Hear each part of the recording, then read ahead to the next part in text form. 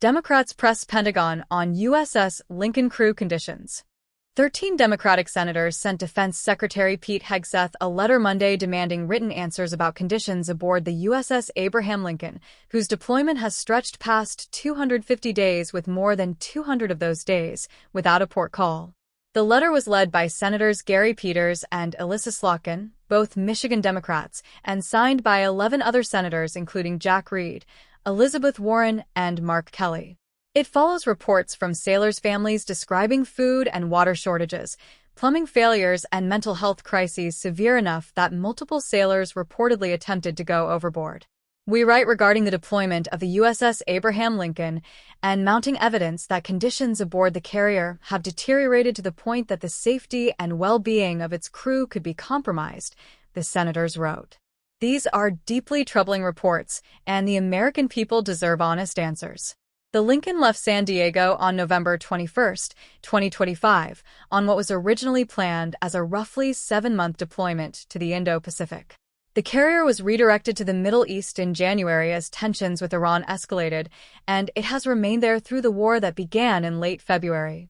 According to Stars and Stripes reporting cited by Time, the crew has made only 2 port stops since departing San Diego, a single day at Naval Base Guam in December, when many sailors were not permitted to disembark, and a resupply stop in Oman in July, with restricted shore access.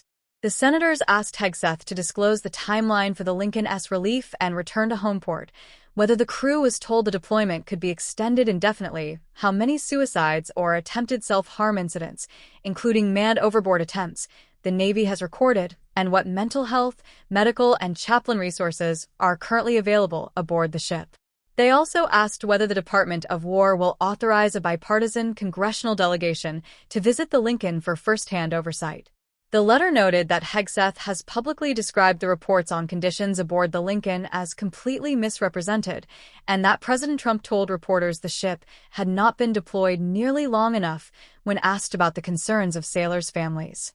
This situation was preventable, and the conditions aboard the Lincoln are nearly identical to the issues faced by the USS Ford when it conducted an extended deployment that ended earlier this year, the senators wrote.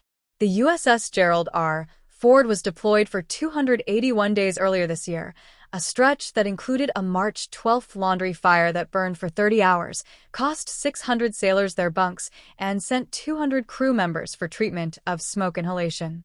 The senators wrote that the USS George Washington is expected to relieve the Lincoln, a move first reported earlier this month and later acknowledged by Trump. They noted that once the Washington departs the Pacific, the U.S. will not have a forward-deployed carrier in that region. As the Secretary of Defense, you are accountable to the men and women who serve our nation, the senators wrote. It is time for you to demonstrate leadership, rather than peddle excuses.